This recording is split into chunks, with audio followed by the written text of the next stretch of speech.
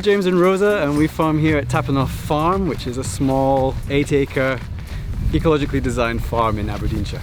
We're in our market garden right now. It's just half an acre, but we produce a range of fresh veg for our local community as part of a CSA veg box scheme.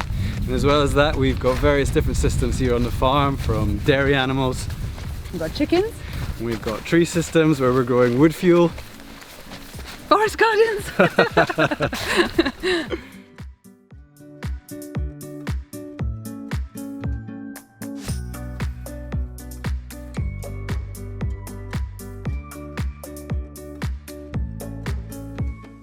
So you've got the many layers of a forest and you're mimicking that. So here we've got the kind of canopy layer. This is an apple tree, so obviously we can get apples from this. And you've got the kind of shrub layer. We've got black currants here. We've got a herbaceous layer. This is comfrey. It's a great crop. We feed this to our goats, and you can just cut it down and leave it as a mulch to cover the ground.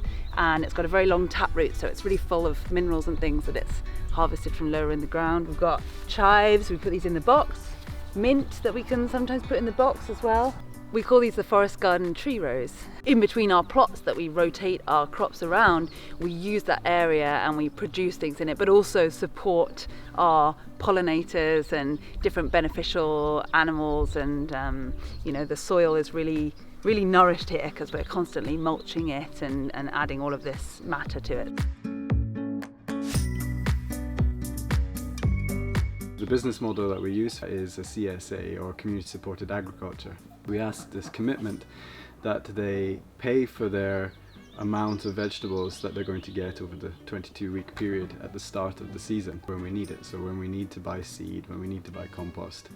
And we can also tailor that because we know our customer base. The CSA model it means that it's direct, basically. It's direct between us and the consumer, and that creates a whole different type of relationship. It's not just about providing vegetables, it's also about how they're grown or who's growing them. There's not a huge culture here of kind of like buying fresh veg at the at a market or whatever, so you have to, like you said, create your own market. And so that's like a whole other job on top of it, really. The garden is open to our members. It's really a place that we want them to meet us, know us, and know how their food is grown. We try and explain about how we've grown the vegetables, but also how to cook them, what they are, how to treat them, how to store them. Just on social media in general, we're mainly trying to output a kind of description of what we're doing throughout the year. It's like kind of trying to show people each step of growing veg, but also the whole farm life. I ran a record label, a very small independent record label, before I came to the farm here. So it was just the start of understanding how to use social media to market yourself and build a brand.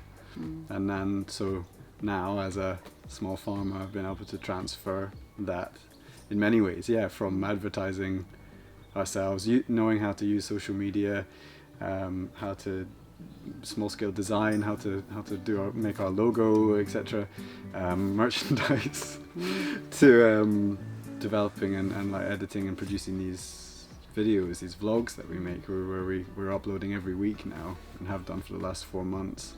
And I get to put music onto that, or I use my own music sometimes for that. So that helps me. This is what I love. I much prefer getting my hands dirty and working outside, but just occasionally I still get to use that part of my brain that's interested in media and being creative. The tomatoes are doing really well. If you look a few videos back, you'll see us planting out the tomato transplants, and we were slightly worried that it was going to be too cold for them, but they've been absolutely fine. We've been covering them with a cloche inside.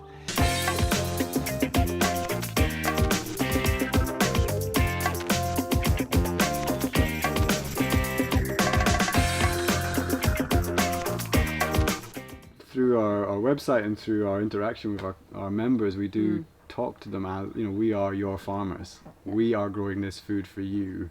If you want to be quite local, get to know your community, because the more that they know you as a farmer, the more that they're gonna trust you, especially with the CSA model, because that's all based on trust. They're investing in you.